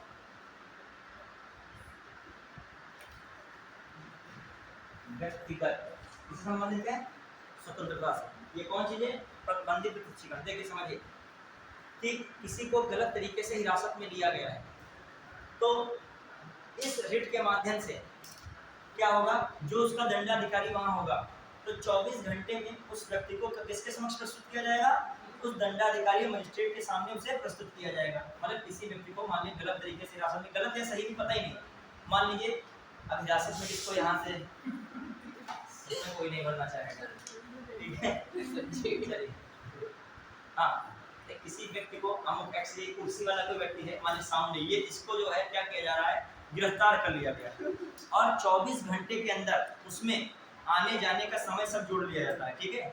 उसको जोड़ते हुए क्या किया जाएगा कि दंडाधिकारी के समक्ष प्रस्तुत किया जाएगा, जो इसका देखने वाला जो अधिकारी होगा, सबसे बड़ा जो इसके लिए पहला अधिकारी होगा न्याय का, उसके सामने इसको क्या किया जाएगा, प्रस्तुत किया जाएगा। यदि वो पाता है, ये अपनी सफाई देंगे, यदि वो पाता है कि ये इनको गलत तरीके से हिरासत में लिया गया है, तो इनको क्या कर देगा, रिहा करने का आदेश देगा, वरना आगे का प्रोसीडिंग करने का आदेश देगा। समझ पाए कि नहीं, तो किससे संबंधित है, व्यक्तिगत स्वतंत्रता से। किससे संबंधित हो गया, व्यक्तिगत स्वतंत्रता। लिखाएं चल जाएगा, किसी तरीके से गलत समझ रहे हो तो कॉमन सी बात है, किसी तरीके से किसी को गलत तरीके से गिरफ्तार किया गया, उसको अपनी सफाई देने का 24 घंटे के अंदर मौका है, किसके सामने, दंडाधिकारी के सामने। दंडाधिकारी पाता है कि ये व्यक्ति क्या है, गलत तरीके से, इसके निर्दोष है, तब भी इसको कैद रख लिया गया है, तो क्या किया जाएगा, इसको रिहा कर दिया जाएगा। क्लियर बात खत्म। अब देखिए मैंने आपको एक आर्टिकल बताया था, कौन सा, स्वयं की गवाही के लिए बाध्य नहीं कर सकते हैं, कौन सा आर्टिकल है, ये बहुत बड़ी पावर है, और खासकर अपराधीकरण को बढ़ाने वाली ये बहुत बड़ी पावर हो जाती है। लेकिन ये दी गई भलाई के लिए है और इसका दुरुपयोग हो जाता है। दी किसके लिए गई, भलाई के लिए, कि पुलिस है या जो आप पर अधिकारी आपको गिरफ्त में रखे, वो आप पर हंटर ना चला सके, ज़्यादा आपको प्रताड़ित ना कर सके। लेकिन मैटर कुछ दूसरा हो जाता है। कौन सी है, आपको बताई थी मैंने, बताइए। स्वयं के विरुद्ध गवाही के लिए बाध्य नहीं कह सकता है। इसे कहते हो क्या? स्व अभिशंसन। क्या कहते हो? स्व अभिशंसन, सेल्फ इंक्रिमिनेशन। कौन सा आर्टिकल है? यही तो दिक्कत है। ये 22 में पीसीएस 23 में क्वेश्चन आया इससे रिलेटेड, इसी मतलब आर्टिकल मतलब इससे रिलेटेड आया था, सब आर्टिकल से रिलेटेड था। भूल जा रहे हो कौन है ये बताइए?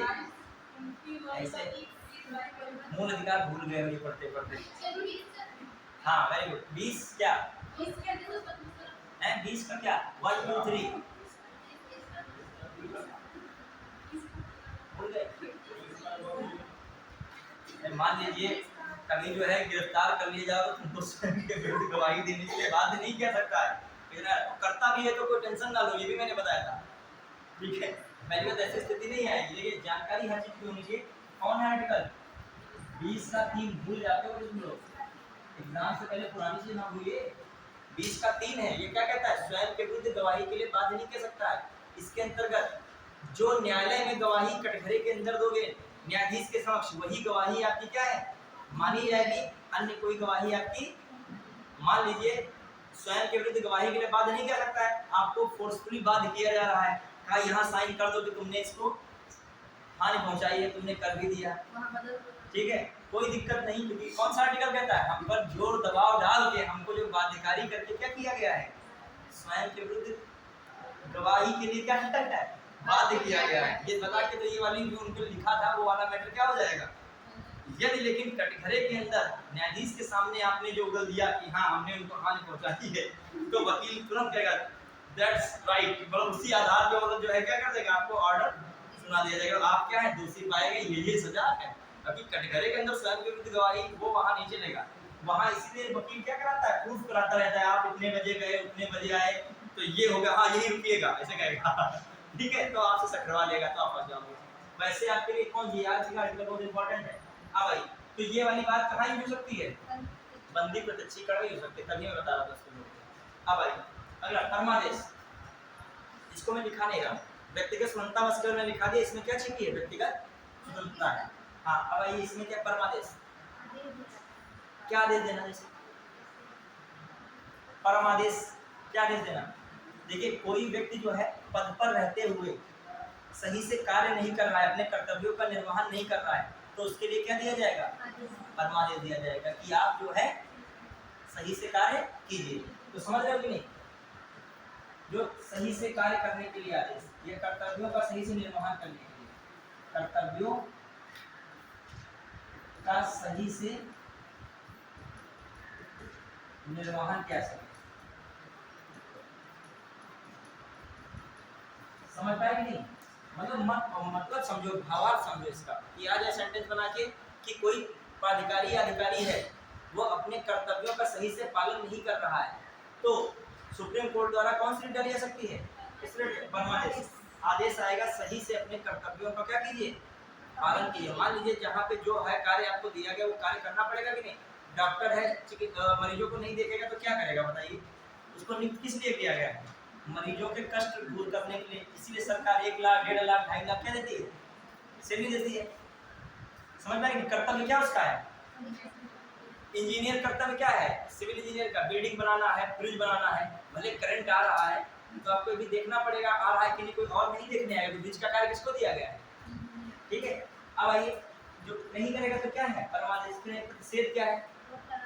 अब आइए इसमें थोड़ा सा ध्यान देगा, जो उच्च न्यायालय, शीर्ष न्यायालय होता है, अपने अधीनस्थ न्यायालय को उन कार्यवाहियों को रोकने के लिए कहता है जो उसके अधिकार क्षेत्र में नहीं आती है। इसको चाहे लिख लीजिएगा, इसको समझ रहे हो? पूछा हो जाता है, पहली बात समझिए इसको भी। कोई शीर्ष न्यायालय है, वो अपने अधीनस्थ न्यायालय को रोकता है उन कार्यवाहियों के लिए जो उसके क्षेत्राधिकार में नहीं आती। समझ पाए कि नहीं? मान लीजिए आप हाई कोर्ट हो, हम सुप्रीम कोर्ट हैं, या मान लीजिए किसी को इधर बना दिया जाए, मान लीजिए इनको हाई कोर्ट बना दिया, हम सुप्रीम कोर्ट है। अब राज्य के बीच का विवाद है, कोई बहुत बड़ा मैटर है, वो किसका क्षेत्राधिकार में आता है? सुप्रीम कोर्ट के। आता है कि नहीं प्रारंभिक क्षेत्राधिकार? लेकिन सवाल बदला, हाई कोर्ट कर रहा है, तो दिक्कत आएगी कि नहीं? तो वो जो सुप्रीम कोर्ट है किसके द्वारा रोकने का प्रयास करेगा? और वहीं का वहीं निर्णय रोक दिया जाएगा, वहीं का वहीं, मतलब जो है निर्णय क्या करा जाएगा? वहीं रोक दीजिए उसको, आप वहीं पे क्या कर दीजिए? स्टॉप कर दीजिए। तो किसका यूज किया जाएगा? इसको लिख लो चाहे। अच्छा एक और इसमें देखिए तब लिखेगा दोनों में अंतर क्या है, उत्प्रेषण। उत्प्रेषण देखिए यही है। अब देखिए उत्प्रेषण में क्या है, उसमें वही रोक दिया जाएगा, इसमें मान लीजिए कार्य आगे कर चुके हों, उस मामले में कार्य जो भी करना था आगे बढ़ा दिया था उसको। अब मैं सुप्रीम कोर्ट हूँ तो मैं उससे संबंधित जो मामले को अपने पास स्थानांतरित कराऊंगा। क्या कराऊंगा, अभी वो तो हो चुका जो होना था, स्थानांतरित कराऊंगा और उसकी क्या करूंगा, समीक्षा करूंगा। ये जो पावर है ये किसमें आती है, उत्प्रेषण। उत्प्रेषण समझ रहे, उत्त का मतलब होता है क्या, इधर से फिर से। तो जब क्वेश्चन आए तो स्थानांतरित वर्ड कहीं लिखा हो तो किसको लगाइएगा, की वर्ड बता रहा हूँ, क्वेश्चन गलत नहीं होगा। क्वेश्चन तक पहुंचने की जंग एक अलग होती है, उसको करने का तरीका में 4 सेंटेंस देगा तो कंफ्यूज होगा। जहाँ कहीं स्थानांतरित वर्ड घुमा के लिख दे कि अधीनस्थ न्यायालय द्वारा की गई कार्यवाही को अपने पास स्थानांतरित कराकर समीक्षा की जाती है, तो उसमें कौन लगा बेटे, दो काम हमारे, एक अपने पास स्थानांतरित वाला वर्ड आएगा और या फिर क्या आएगा, कार्यवाही की क्या हो रही है, समीक्षा हो रही है। क्या हो रही है, देसी तरीके से बता रहा हूँ, लैंग्वेज बड़ी जटिल हो जाती है वहाँ पे। एक कोई भी मामला है स्थानांतरित, अपने पास स्थानांतरित का मतलब वापस बुलाना उस कार्य को, तो किसमें जाओगे, उत्प्रेषण। अब ऐसे बुलाया गया उस कार्य को, ऐसे थोड़ी क्या करोगे, समीक्षा कि भाई वो कार्यवाही सही हुई है कि नहीं हुई। उच्च न्यायालय का क्षेत्राधिकार वाले कार्य किसके कर डाले हैं, सुप्रीम कोर्ट के, तो किसका मामला होगा, उत्प्रेषण। अब आइए कौन है, लिखवा दूंगा अधिकार प्रच्छा। इसमें क्या है, अधिकार प्रच्छा, अधिकार पूछना।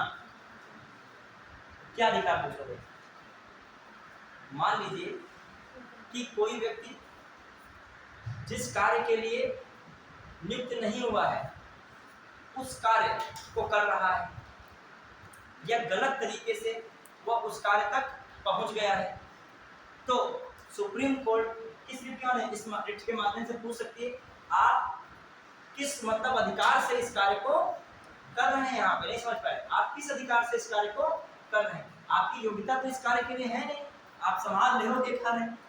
मतलब एग्जाम्पल रियल में नहीं, मेरा इसे समझने के लिए बता रहा हूँ। जैसे मान लीजिए तुम सिपाही पे नौकरी पाए हो और तुम दरोगा में जाते जाते कार्य देखने लगे हो, वो उसका जो है इन्वेस्टिगेटिंग ऑफिसर होता है के साथ, दरोगा जो है मेन स्थल पे जाके क्या करता है, सबसे पहला इन्वेस्टिगेट ऑफिसर वही होता है।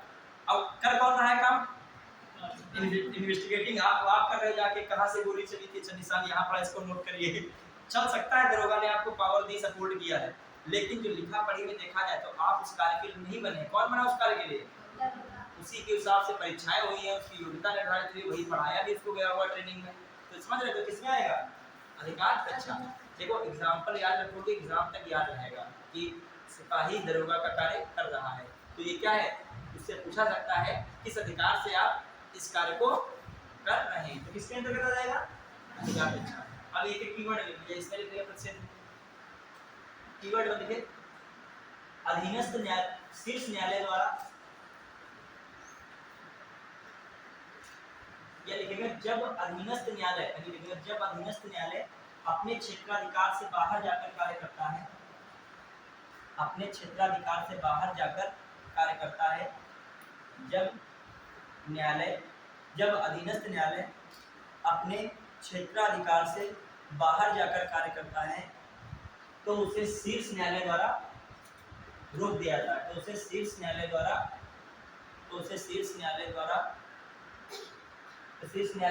उसकी कार्यवाही को रोक दिया जाता है, तो शीर्ष न्यायालय द्वारा उसकी कार्यवाही को रोक दिया जाता है, तो शीर्ष न्यायालय द्वारा उसकी कार्यवाही को रोक दिया जाता है। पढ़े, आइए अगला, फिर आइए इसमें अधिकार परीक्षा में देखिएगा फटाक से। अधिकार परीक्षा में जब कोई व्यक्ति गलत तरीके से, अधिकार परीक्षा में लिखना, जब कोई व्यक्ति गलत तरीके से या उस कार्य के लिए नहीं योग्य, या उस कार्य या उस पद के लिए, कार्य नहीं, या उस पद के लिए योग्य नहीं है, या कोई व्यक्ति गलत तरीके से या उस पद के लिए योग्य नहीं है, उस पद पर कार्य करता है, लेकिन उस पद पर कार्य करता है, तो कौन सी लगेगी, तो उससे क्या क्वेश्चन आ सकता है कि आप किस आधार पर यहाँ पर कार्य कर रहे हो, तो ये कौन पूछा जाएगा, उससे कौन सी जा सकती है, अधिकार परीक्षा। जनरली ये तो मतलब गलत तरीके से पद पर आ गए हो, या फिर क्या है उस पद के योग्य नहीं हो, आप क्या कर रहे हो, उस पर कार्य कर रहे हो, तो क्या मुझे लगता है किस आधार पर आप यहाँ पर कार्य कर रहे हैं, किस अधिकार से आप कार्य कर रहे हैं, तो कौन आएगा यहाँ पे लिखेगा जब अधीनस्थ न्यायालय द्वारा, जब अधीनस्थ न्यायालय द्वारा, आप यहाँ पे जब अधीनस्थ न्यायालय द्वारा अपने क्षेत्राधिकार से बाहर कार्य किया जाता है, अपने क्षेत्राधिकार से बाहर कार्य किया जाता है, अपने क्षेत्राधिकार से बाहर कार्य किया जाता है, तो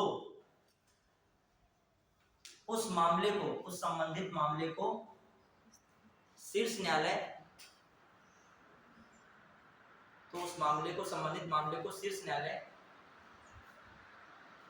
अपने पास स्थानांतरित कर लेता है, अपने पास स्थानांतरित कराता है और उसकी समीक्षा करता है, स्थानांतरित करा लेता है, स्थानांतरित कराता है और उसकी क्या करता है, समीक्षा करता है। तो आपकी ये सारी बातें हो गई क्लियर, क्लियर है। अब डाल दीजिएगा टॉपिक का नाम, हाई कोर्ट डाल दीजिएगा, डाल दीजिए हाई कोर्ट, फिट है बस आपका नया टॉपिक कौन स्टार्ट हो रहा है, हाई कोर्ट। इसमें सारी लगभग पुनर्विलोकन वाली मैं बात भी बताऊंगा, उसकी चर्चा करूंगा जब हाई कोर्ट और सुप्रीम कोर्ट की बात करूंगा। अब आइए क्वेश्चन मैंने शुरू में पूछा था, थोड़ा सा समझिएगा। अब हाई कोर्ट डाल देगा, अब ध्यान दीजिएगा, बहुत अच्छा क्वेश्चन बनता है यहाँ पे। जो ये रिट पावर है, सुनिए ध्यान सुनिएगा, ये रिट पावर सुप्रीम कोर्ट के पास इन्हीं आधार पर केवल रिट पावर, सीमित है रिट पावर, लेकिन हाई कोर्ट के पास रिट जारी करने की पावर क्या है, ज्यादा है। किससे ज्यादा है, सुप्रीम कोर्ट से ज्यादा है। तो याद रखिएगा, मैंने पहला सेंटेंस क्या पूछा था,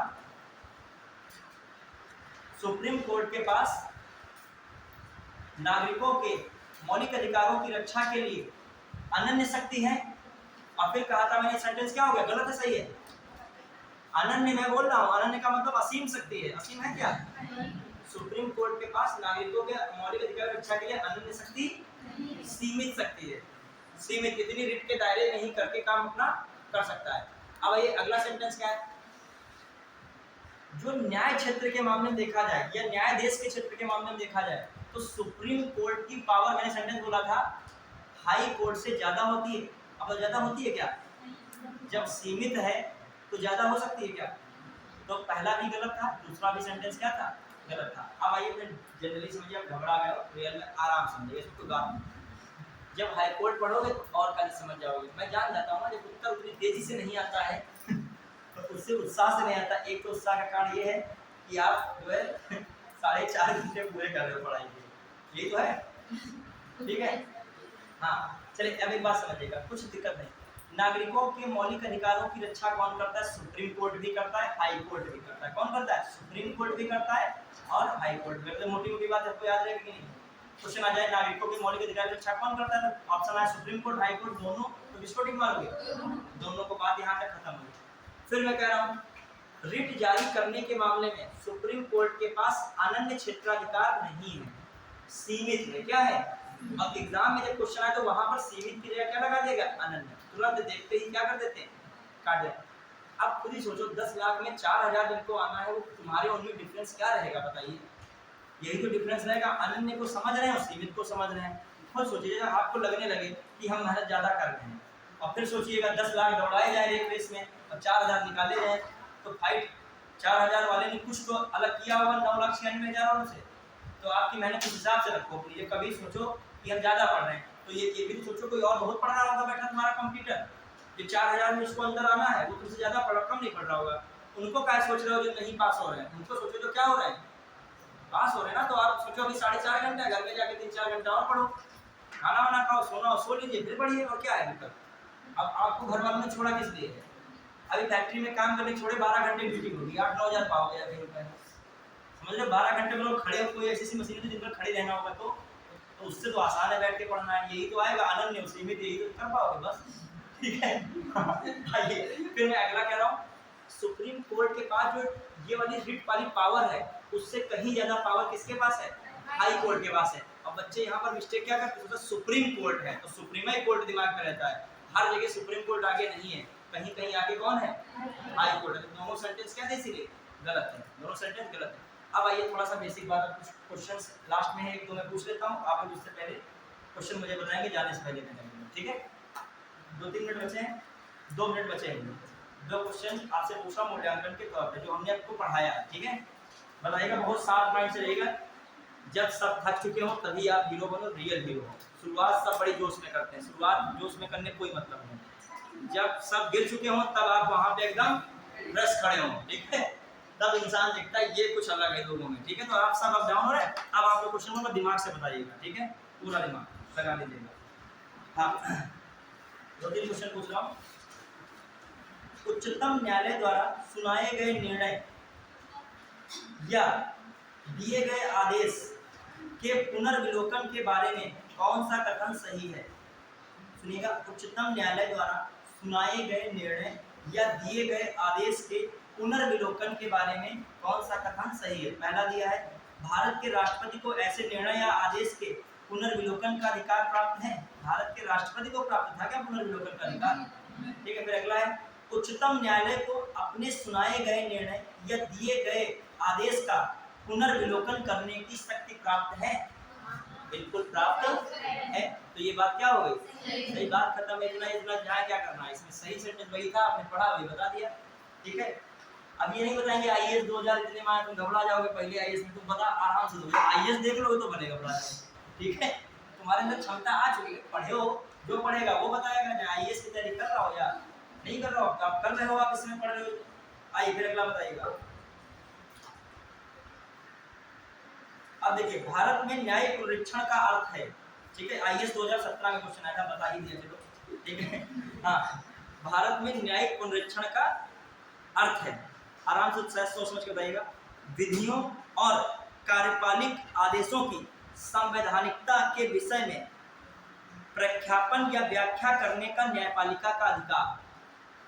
बात समझना ध्यान से, मैंने अभी ये पढ़ा था, न्यायिक पुनरीक्षण में क्या हो सकता है? केंद्र और राज्य स्तर पर कार्यपालिका और विधायिका के जो कानून हैं, आदेश हैं, उनके संवैधानिक विषय की जांच इत्यादि कौन करता है?